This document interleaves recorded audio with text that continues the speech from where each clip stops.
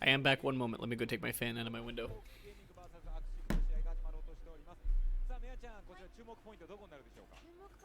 正直どっちが勝つかあんまり予想が私も Apologies, it gets very, very hot. どちらのチームもすごい That being said, welcome back to Game 3 for Week 4 of the LJL, where we have Hawks Gaming taking on AXIZ in what is a close battle in terms of standings, but the story of AXIZ has kind of been a rough one, to be sure, moving throughout the split. Still looking to try and secure themselves their first win. It's been a difficult road for them. That being said, they do still have opportunity. They did fairly well in the spring split.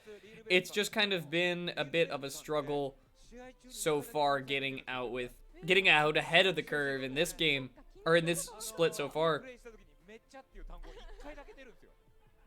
I still believe that AXIZ has what it takes to pull out a win against Hawks Gaming, but for Hawks Gaming, this is sort of a breaking point for them, and I think this is going to be one of the last opportunities that AXIZ has to keep their playoff chances alive, where Hawks Gaming losing last game to losing 2 games ago to Rascal Jester, of course, is a hard blow. You don't want to see Rascal Jester kind of making their way up in the bracket when Hawks Gaming is already in a precarious position as is, but if AXIZ Gaming are able to capitalize off that and they're able to try and pull out a win, they may be able to show up yet in the playoffs. So we'll see what they're able to kind of make of things. That being said, there's almost like a wall of the upper teams versus the lower teams, and there's this divide between V3, DFM, Sengoku, and CGA all just at the top, and all are doing so well. Whereas Hawks Gaming, AXIZ, and Rascal Jester are all kind of here at the bottom, still trying to find their way up. Burning Core kind of being the gatekeeper between the two, but we'll see how things go for AXIZ as they're still looking for their first win of the summer split. And we'll see what they're able to kind of pull out from this series. And against a team like Hawks Gaming, well, for Hawks Gaming, I wouldn't be surprised if we saw a little bit more of a traditional style comp, playing around some of the meta picks, playing defensively, and just having that kind of all-around kind of comp, because definitely when you're coming off of a loss and then coming off the back foot, it's very difficult to try and draft yourself, or to mentally prepare to draft yourself into something that has potential to lose out early. If you're drafting yourself into something like Kalista Wukong, and you're going for these dive early game plays, the added pressure of knowing that this is an important win for your team in the overall standings, as well as coming off of a loss, sometimes executing those plays becomes a bit harder. So I wouldn't be surprised if Hawks Gaming is looking for a little bit more of a defensive nature, a little bit more of a passive play. But it will remain to be seen. Of course, that is a style that they're comfortable on.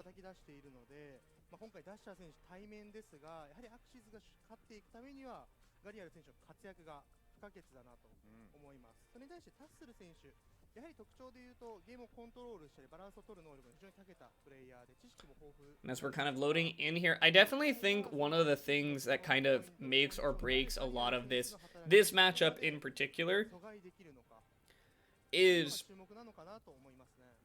I think Guraidu is a totally competent mid laner, but I think a lot of this game actually ends up coming down to the bot lane of things, where there's certain champions that Guraidu plays where once he pilots them into once he kind of gets into like the mid game, he sort of struggles to find a whole lot of value and a whole lot of safe ways to play. The Tristana game was definitely one of them, where he had such a dominant laning show and the early game was pretty much all him, but then ended up just kind of losing it out, was not able to find a ton of value in the mid game, and when the game started to be taken away from them, there was nothing he could do to really kind of round it back out in his favor. So all of that kind of being said, I worry when I'm looking at AXIZ Gaming, as it feels like they're a team that if they don't get enough value in the early game, then they don't have any foundation to stand upon moving into the later portions of the game. That's sort of something that AXIZ has kind of struggled with in terms of figuring their plays out. One of the other things is, as we zoom in on Corporal, look at him, so handsome. One of the other things is that we have kind of noticed that on the side of AXIZ Gaming, I'm sorry, Corporal, the eyebrow raise. On the side of AXIZ Gaming, I did notice that one of the things we've constantly been seeing from them is a sort of weird and awkward trade-off between confidence and aggression and then lack of confidence. And there's moments where AXIZ feel desperate and they're like, oh, we need to make a play happen, and Corporal flashes for something and it just doesn't quite work out and they end up losing the fight off of it. And then there's also moments where AXIZ kind of gets a little bit too gun shy, especially in their jungle. There was a number of games where they were on the precipice of a fight that they could possibly take, and then they back away from it because they don't feel they either have enough information or they don't want to risk being the one that potentially costs them a play. And when you're trading those kinds of things back and forth, it's somewhat hard for players to kind of like mentally rally themselves. And we all have those moments where you go for a super hype play. I can name a number of games where I've been playing Lee Sin, and you get that confident moment where like, I can outplay that, I can get the kickoff, and then you just completely whiff, you end up going down, and then you lose your team an objective because you weren't able to get the play off and you ended up dying on the jungle. So that kind of thing definitely shows up even in pro play for AXIZ, where you want to go for a play, you want to be initiating, and you want to try to dish out that first blow. For AXIZ, it gets harder and harder to keep that fire alive, to be looking for plays as the weeks go on, and they're just still looking for their first win. But hopefully they'll be able to stand a chance here against Hawks Gaming. But for Hawks Gaming side, they'll have, realistically, their chances at playoffs to still be defended as we go right into picks and bans here.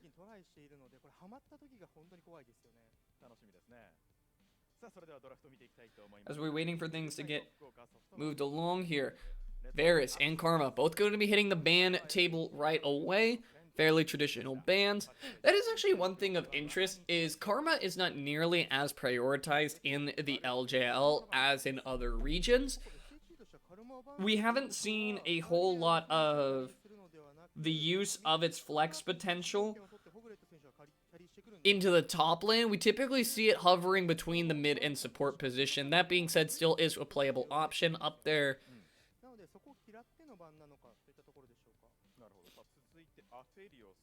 Meanwhile, we have Trundle also going to be joining the ban table here, while AXIZ, their last ban to be rounding out.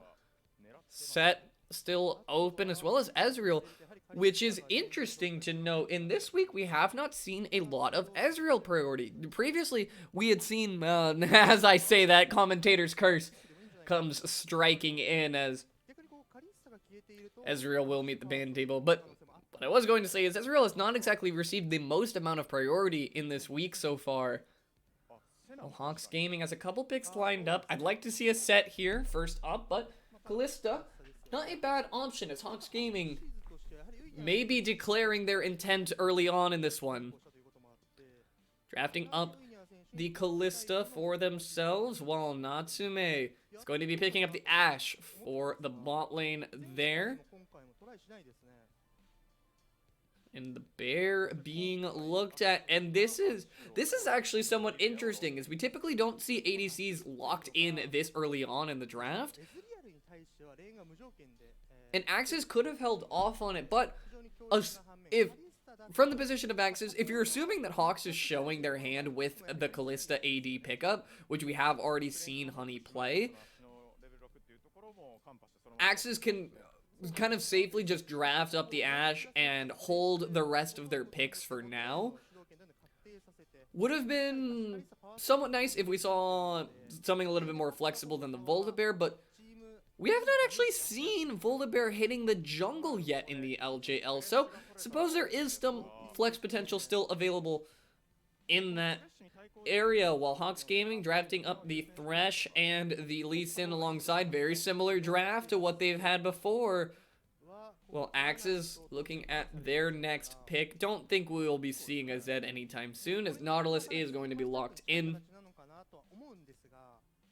One thing that was a lot more prevalent in the games before is that Nautilus is sort of looked at as a Thresh counter. You can dredge line hook on, in response to death sentence, you can throw dredge line, and you will actually cancel the hook if you're fast enough. That being said, I would have possibly liked to have seen Braum coming out from AXIZ, punishing Hawks Gaming not going in on the Braum, off of the Braum going unbanned. But then again, interestingly enough, Hawks banning away Karma when that easily could have been something that they looked to draft into. Sort of still remaining to be seen if this is something that Hawks are all-inning off of, or if they're going to try to pivot away. But AXIZ banning away Aurelia, commonly picked by Dasher, and Wukong also being taken off the table. One of those dive top carries, or dive top champions, rather. Presents a little bit of interesting draft options for Hawks Gaming. Wouldn't be surprised if we looked to see a Renekton in the top side if Hawks Gaming are going to be doubling down on this second half of the draft. AXIZ drafting up the Zoe. And that's a little bit of a risky one. That's a little bit of a risky one into the comp that Hawks Gaming has here so far. Because you open up exactly this. The LeBlanc pickup coming out from Hawks Gaming is a great way to go about things in response. Decent lane matchup into Zoe specifically, but also it is going to be very difficult for Zoe to be landing bubbles on the targets of Hawks Gaming. Kalista and LeBlanc both have just great options for dodging out on those kinds of options, as well as not the best mobility on Zoe. Her ultimate takes her back to the same place, so it'll be somewhat difficult to give enough space for that kind of value, while Natsume is going to be drafting up the Aatrox, wants that one for the matchup. And as I'm looking across things here, I have to give draft favor over to Hawks Gaming, as this is a style that they're comfortable in, as well as their aggression is, or their comp is working together fairly well. They know what their comp wants to do. They can be very aggressive early. Well, on the side of AXIZ,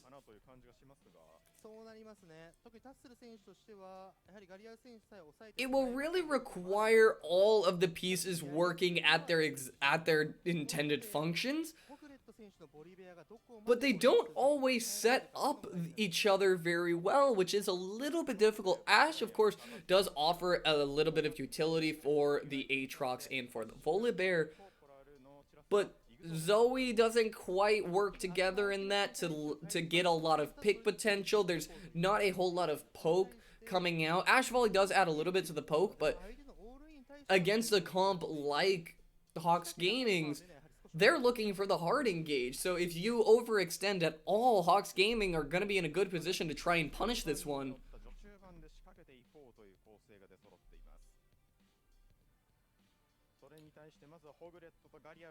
We'll see how things go here for this one, and it's not to say that this game was impossible for AXIZ. There definitely is potential, but it just gets a little bit riskier as you're looking at how Ash and Zoe as the carries in this game don't exactly reach in the same direction, and if you're going to look to Aatrox to have a good performance and to try and be a carry position, he doesn't exactly synergize insanely well with the rest of his team. So we'll have to remain, we'll sit tight and see how things go for them.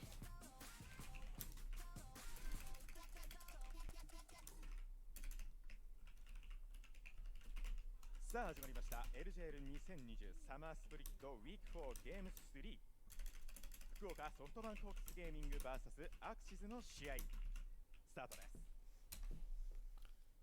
さあ、それではまずはコーチインタビューから見ていきましょう。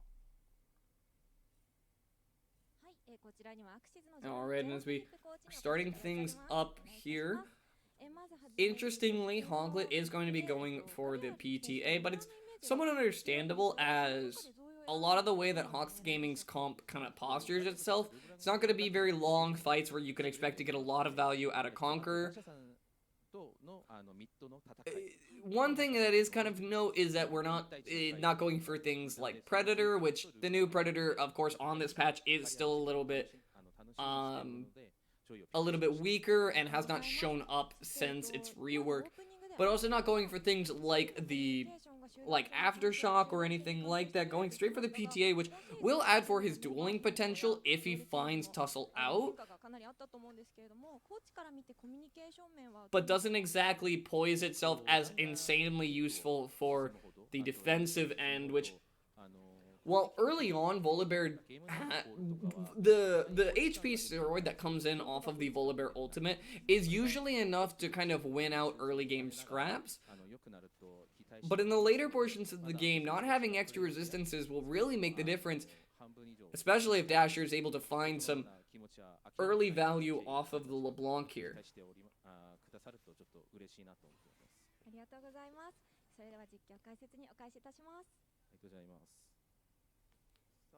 So pause is going to come in here.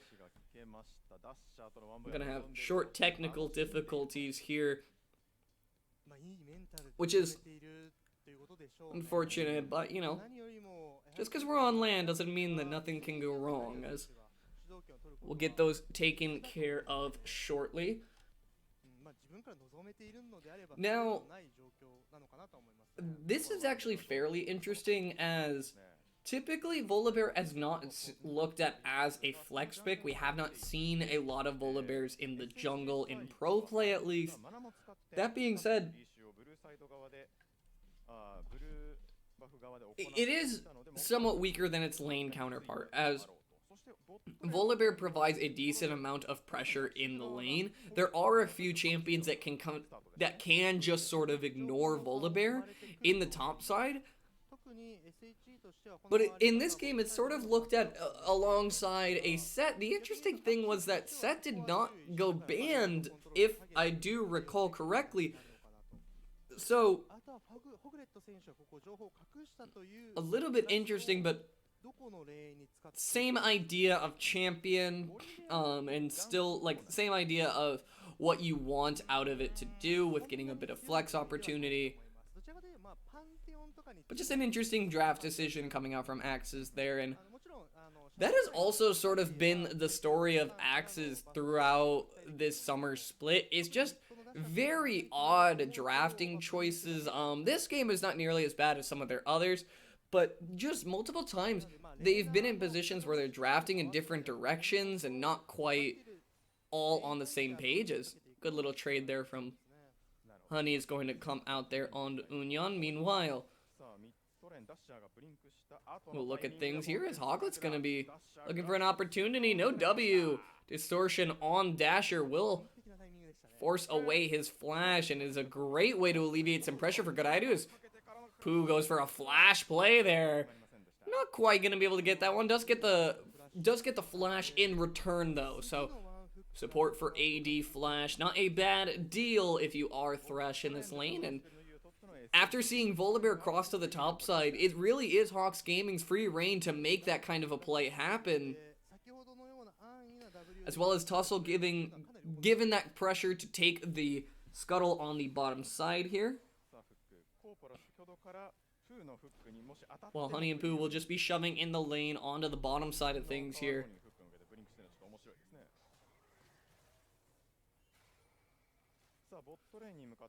And for Hawks Gaming, this is actually a really overall solid position to be in, given that once you see Hoglet crossing up towards the upper end of the map, it gives you pressure to set up vision on your end of the map, and this Drake is really going to be your first objective to start things off for just grabbing a couple objectives up. You're hoping that you will be able to grab a meaningful soul out of this one. We've seen a couple Cloud Souls hitting the Rift so far today. And for Hawks Gaming, if they want to try and all in on the early side, but a dredge line, it's going to be making the call to go in onto Honey there. It's going to be a huge chunk out onto him as Hoglet might have an opportunity here. Hawks Gaming are kind of found out here. Honey has Flash and Cleanse, so it's going to be able to get out of that one. But with Pooh not having Flash, that will mean First Blood goes over to Hoglet. Going to be able to pick up that kill there on the bottom side and give him a little bit of value there. And that's a little bit interesting, as I think Hoglet should have been seen there coming down. But Hogs trying to keep up a little bit too much pressure on the bottom side, ends up getting punished for it.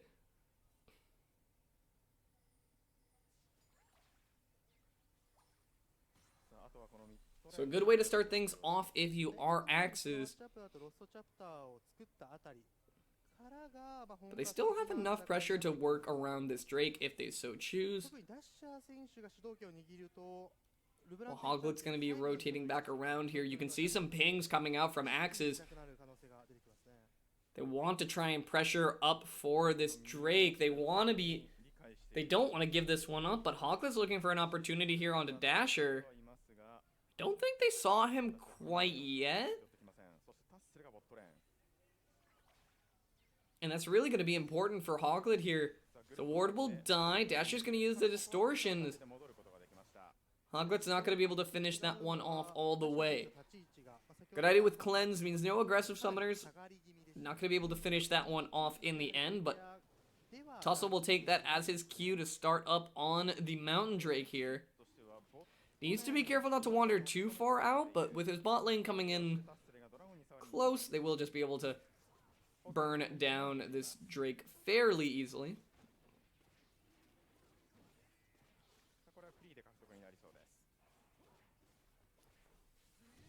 You can see Hoglet on the other end of the map here, going to be trying to steal away some of the camps as a trade.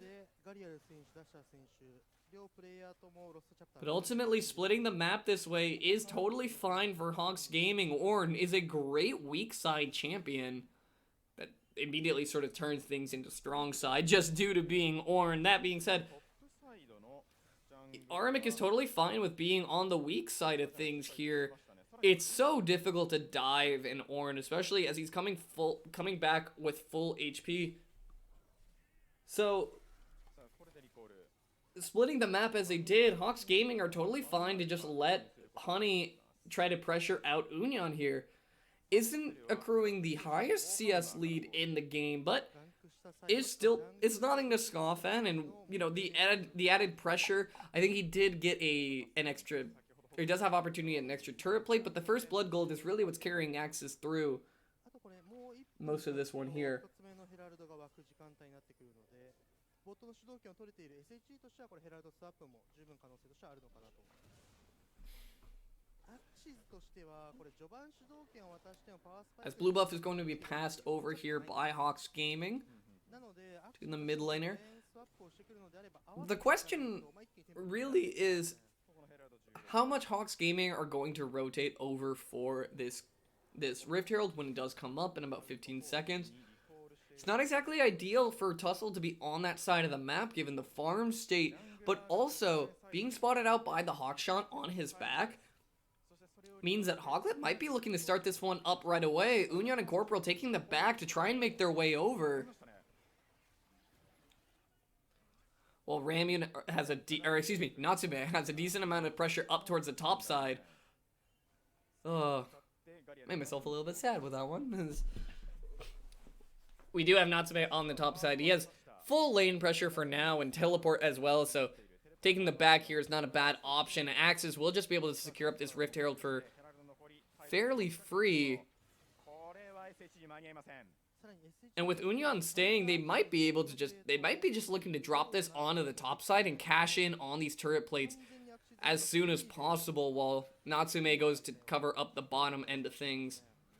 Call of the Forge God's gonna come in a little bit early, but will help clear out the wave and just try and get anything done, but he is gonna be forced to back completely away from the turret. There's not a whole lot you can really do.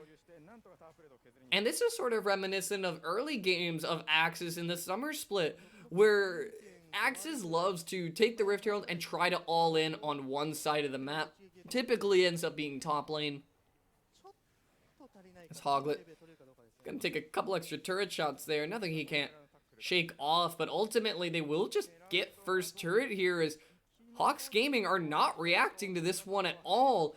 Tussle is just kind of hanging around the bottom side, but there's enough vision that Natsume isn't too worried about things. You're trading a top lane turret for a Scuttle Crab on the bottom side. The sort of threat assessment coming out from Hawks is leaving a little bit to be desired, but an opportunity now on Natsume. The bot lane isn't quite there. There's still a turret in between them and the Aatrox, so not a play that can be immediately followed up on.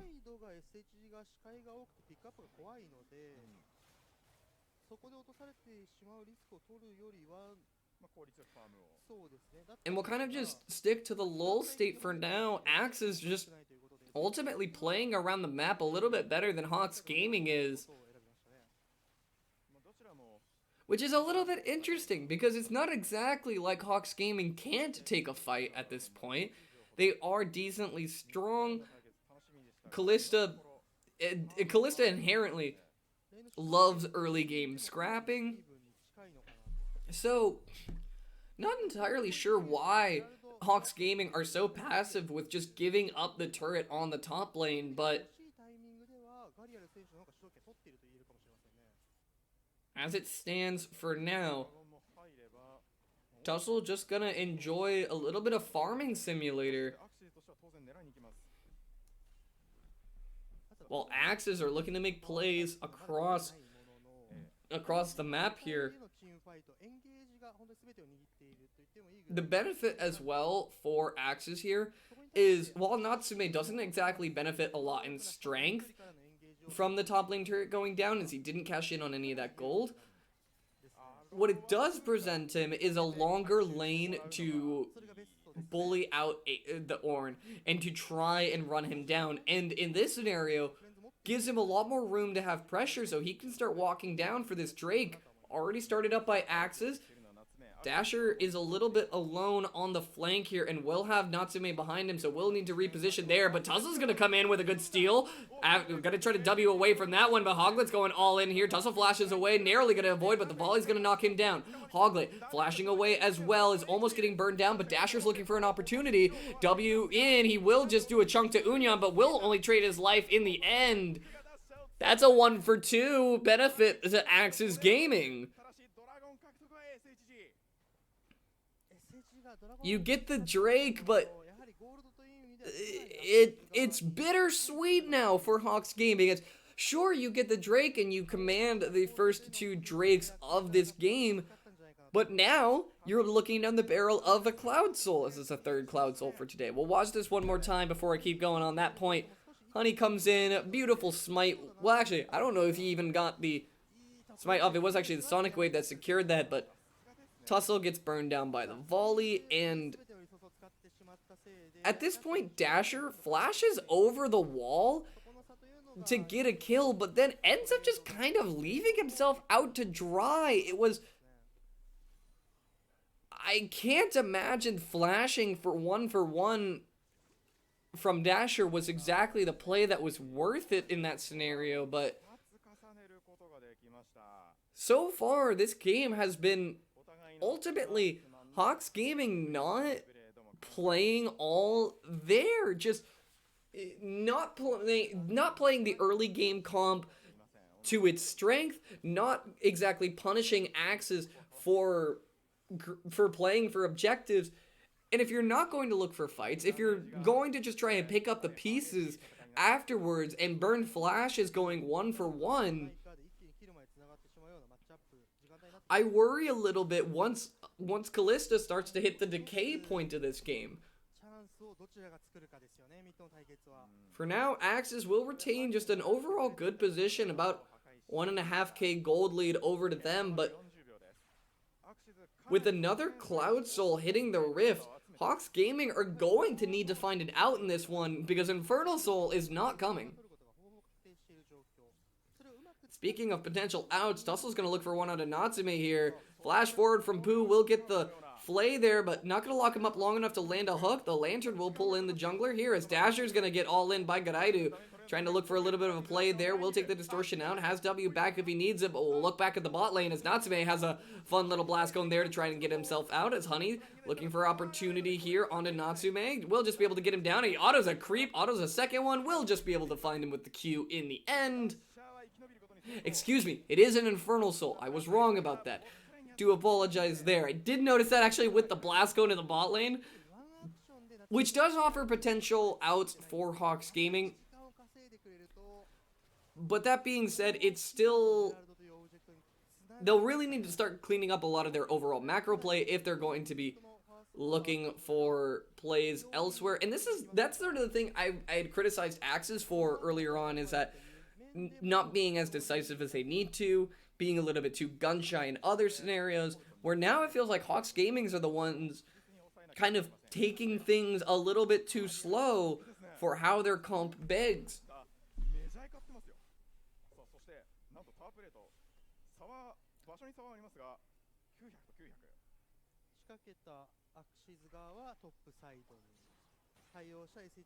Of course, benefit is that we will not be seeing the 3rd Cloud Soul of the game, and for AXIZ Gaming, stacking up a couple Infernal Drakes as well as Infernal Soul is a great way to keep this Kalista from decaying, and will help out in this sort of slower playstyle that Hawks Gaming seems to be taking things. Has potential to look at that as a way back in, as Dasher comes over the wall there looking for a little bit onto Corporal. Not quite going to be able to knock him down, but the rest of AXIZ are rotating around here. Hoglet still has the Rift Herald and will likely be spawning that one up soon. The question is, will he be able to even get the charge off, as Tussle's going to land a Sonic Wave here. Has potential, takes it in, but a little bit of a bait by Hoglet there, trying to see if he can get him to follow through, but Tussle narrowly going to dodge out on that one, as immediately trading a lot of damage over there. Corporal not going to burn down to the Ignite after Stasis is good, but the ultimate from the Ornn, it's going to be a good snipe onto him. That will be a pick over to Hawks Gaming.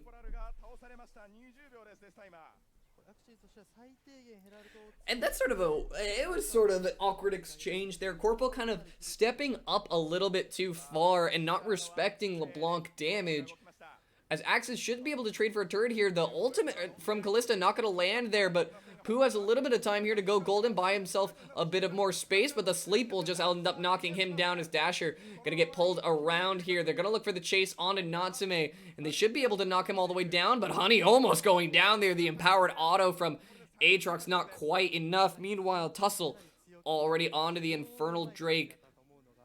Will be able to secure that, put them up to soul point, and suddenly Hawks Gaming's position in this game sort of looking a little bit better. AXIZ really sort of struggles with the early game points, and just pick after pick is really what's costing them. Is Dasher makes a great play here to go over the wall onto Corporal, and this is a Nautilus that is just not strong enough to be walking up that close. The Ignite comes down, and Artemek is just happy to throw his ultimate at it to have that pick to open up this one and give Hawks Gaming pressure over towards the Infernal Drake. And the ultimate here narrowly missing out, but getting the flay onto Hawklet helps this play along well. Artemek does have to flash to try and get in here enough for the play, but this whole while they're doing this basically 4v4 as Tussle, even after the pig just kind of resigns himself to the Drake, which isn't a terrible play. Of course, Infernal Drake is a priority, but it's a risky one, and I would hate to have seen Hawks Gaming lose that fight because they had their jungler playing with dragons off in the river there, but AXIZ will finally knock down the mid lane turret here. And that'll help them open up the map a bit. But right now, Hawks Gaming seem content to just be waiting in wings and holding off until the next Infernal Drake spawns. As the Call of the Forge God's going to come in to secure that wave of caster creeps, and AXIZ will take that as their time to leave. As not going to be able to pull off a dive without any minions, but Tussle is waiting in the wings. I don't exactly know who he's waiting for, but it looks like the target's going to be Godaidu here, as Tussle has an opportunity to dash up onto him. Could Q and ward hop over, although I don't think he has a ward. He's had to use a number of the W ward hops defensively this game.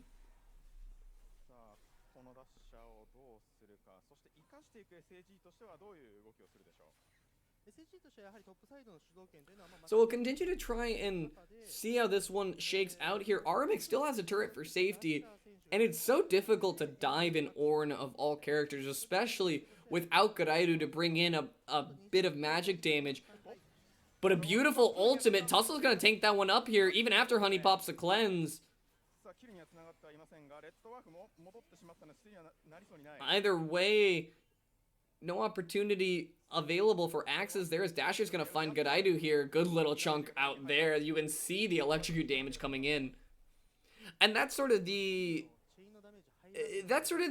worry that I have whenever I look at champions like Zoe, is if you're not going to keep the artillery cannon that Zoe postures herself as protected, anytime Dasher finds him out, that's going to be most of his HP gone, and the later this game goes, the more of his HP it'll cost. Speaking of costing HP, Dasher looking to repossess a bit of Hoglets. He's going to burn him down a bit with that combo there. 2, 1, and 3 on him. Already having the double pen coming out. It's effectively doing true damage to most members of AXIZ Gaming here. But Infernal Drake up in a minute is going to be the sight set of Hawks Gaming, as they're going to take some resets. A good dodge from Dasher, actually, to avoid that one. Gets caught backing in the wrong bush, but no stun coming in from, or no paddle stars coming in from Godaidu there.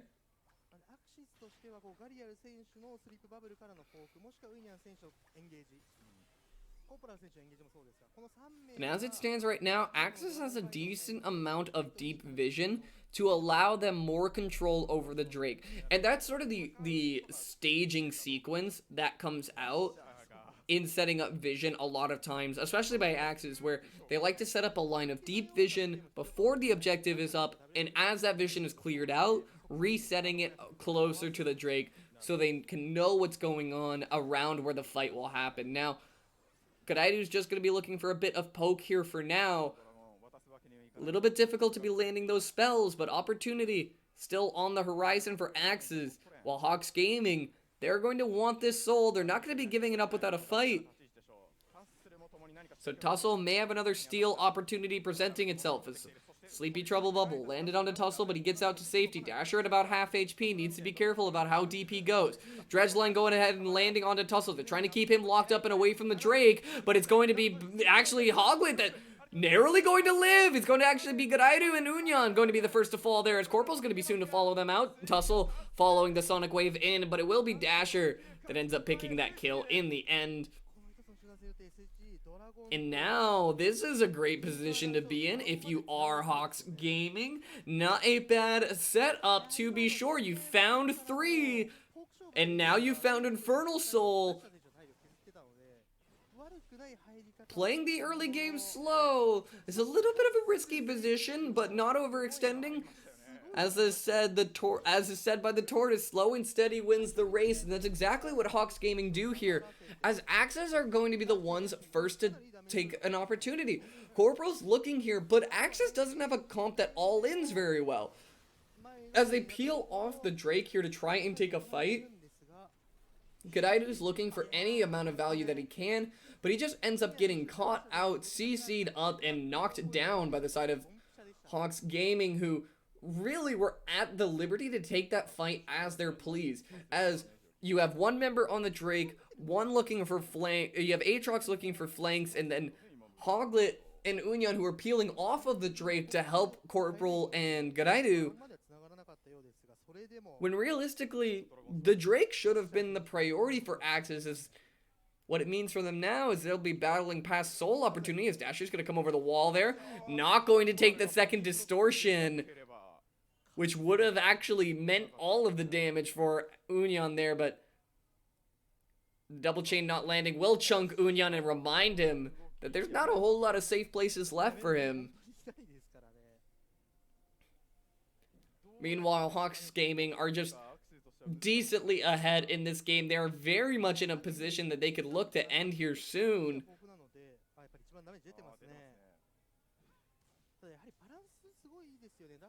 Should AXIZ have any more slip-ups. But realistically, it's not exactly like AXIZ are getting caught very often. It's just these team fights where AXIZ does not seem to be on the same page, and they'll really need to get on that soon before this book is closed. So an arrow's going to come flying in. Good sidestep over to Honey as he's going to use the Q to dash over onto that one, and then immediately going to look for the chase back down onto Hoglet. Bork expended, but trades that for an ultimate of his own. Corporal going to be going very, very low there, as Dasher just seems to be enjoying not killing anyone, but really just putting them to the fire, as that'll buy enough pressure alongside Natsume being on the bottom side for Hawks Gaming to look at the Baron here. Hoglet is back in full HP and is going to try to make his way over there, but Dasher's going to do his best to keep him from that objective as he can.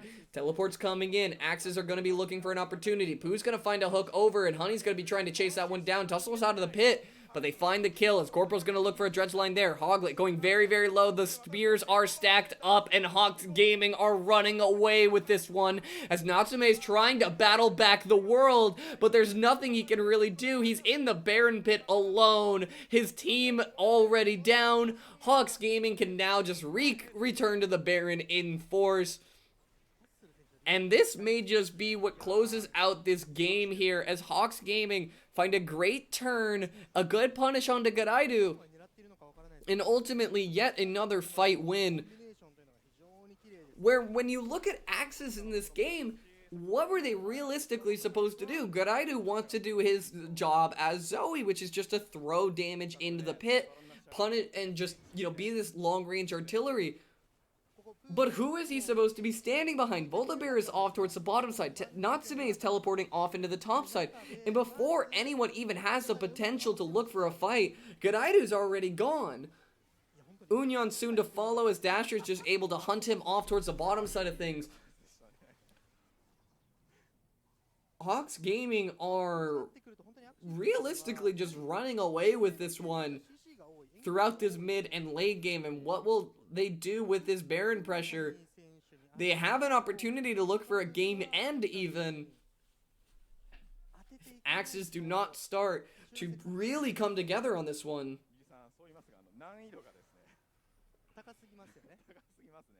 そうなんですよ。ルブラン W 特に一瞬で戻れるので、かなり分の悪い勝負になってますね。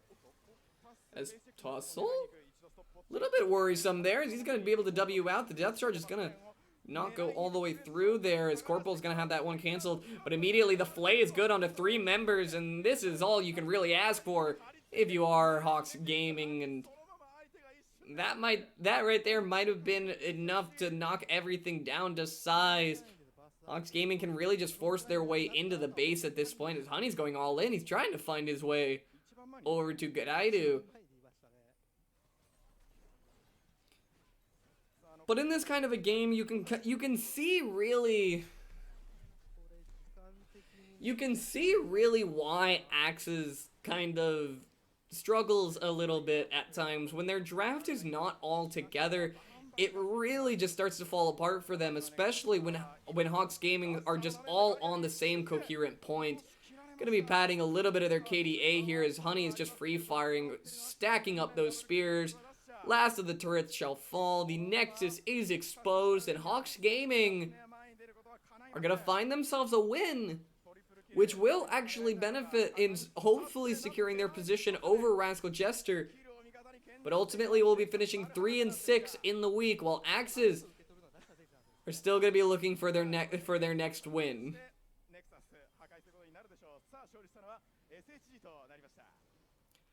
Not a whole lot to really be said about that one. It's just a hard ask all the way across. AXIZ, the story of AXIZ is one of just disjointed communications and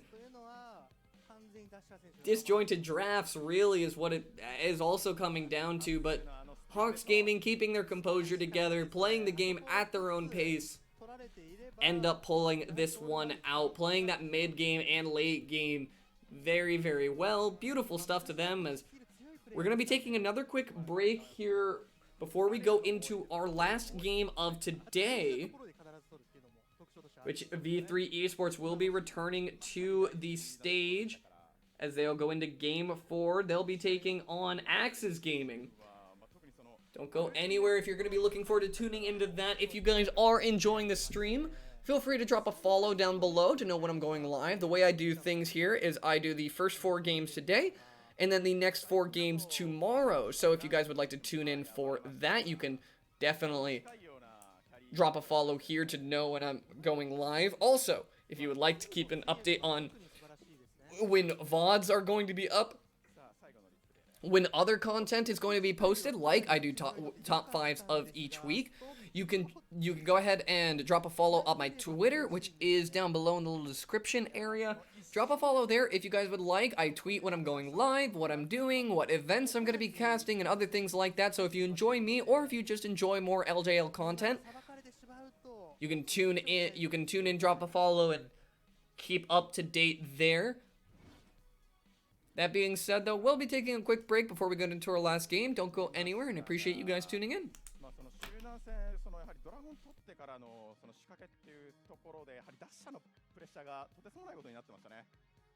もう対応できるプレイヤーがいないですからね。ホグレット選手でも落とされてしまうし、コポラン選手でも落とされてしまうしというところで、脅威ですね。久々に見ましたね、ダッシャーのルブラン。さあそれでは見事勝利を収めた SHG からタッセル選手のインタビューできているということですので、高田さんお願いいたします。はい、こちらには福岡ソフトバンクホークスゲーミングよりタッセル選手に来ていただきました。よろしくお願いします。よろしくお願いします。さあウィーク4勝利で終えることができました。いかがでしょうか。そそうですね、ここまで負けたらちょっと危ないんじゃないかなって思ってしまったんですけど、よく勝って今は安心な心、気持ちには今そんな感じです。はい、これシーズン後半戦に弾みがつきますね。はい、さあイエガさんお願いします。はい、ダッシャー選手にはまずそのかつて、同じくチームメイトで、ラインを組んでいたアルミック選手、そしてダッシャー選手との、再びジャングルラインになったわけですけれど、そのあたりの連携はどうですか、今シーズン。そうですね、手塩は久々にやって、最初にやっぱ久々だったのでうまくいってない部分もあったんですけど、今はうまくいってるのかなって感じるし、最近アルミックとデュオをめちゃしてて、ちょっとうまくなったなって、両方の合わせがそう思いますね、僕は。なるほど、その、成果がこの勝利に結びついたんじゃないかということですね。そして、今シーズン初のインタビューになるのでタッスル選手に、伺っていきたいんですけれども、今シーズンのそのジャングラーのメタっていうのはどういうふうにお考えでしょう。そうですね、今結構アグレッシブなジャングルの方が今強いので、前みたいなタンク系はあんま強くないので、そこら辺が今結構重要で、今練習をそこに集中しているところですね、僕は。なるほど、ちょっとそのあたりに、かかってくる話なのかなと思うんですけれども、先週までのところではかなりそのトランドルやジャーバンといったピックを意識しているのかなという中で、今週になってリーシンというピックをその意識的に使ってきましたよね。やはりそのあたりの変化なんでしょうか。僕はトランドルとリシンと結構練習してて、やっぱトランドルはオブジェクトコントロール系でゲーム作るのはなかなか難しいキャラで、リシンでやっぱゲームを動かすとか手段戦で蹴りをする練習を結構してたので使うことになりました。なるほど、タッスル選手からゲームを動かせるようにという選択だったんですね。ありがとうございます。はい、私からは今のアクシズ戦で、シーズン前半戦を終えましたが、ここまで振り返ってみていかがでしたか。そうですね、今まで勝ってるような試合も結構スローして負けたり、手段戦がうまくなくて負けたり結構あったんですけど、2ラウンドからは結構勝ってるようにちょっと整えてまた挑戦したいと思います。ありがとうございます。ここから2週間空いて、次はスーパーウィークで2日間連続の試合となりますが、そこでは強豪チームとのマッチアップが多く見られますが、そちらに対しての、意気込みの方をお聞かせください。そうですね、最近練習でいろいろな勝てる形を作っているので、また2週間後のそこら辺は楽しみにしていただいてもらったら嬉しいかなって思っています。僕はありがとうございます。ありがとうございます。僕らもね楽しみに待ってますのでよろ楽しみしくお願いします。ということで福岡ソフトバンクホークスゲーミングよりタッスル選手に来ていただきました。さあそれでは続いての試合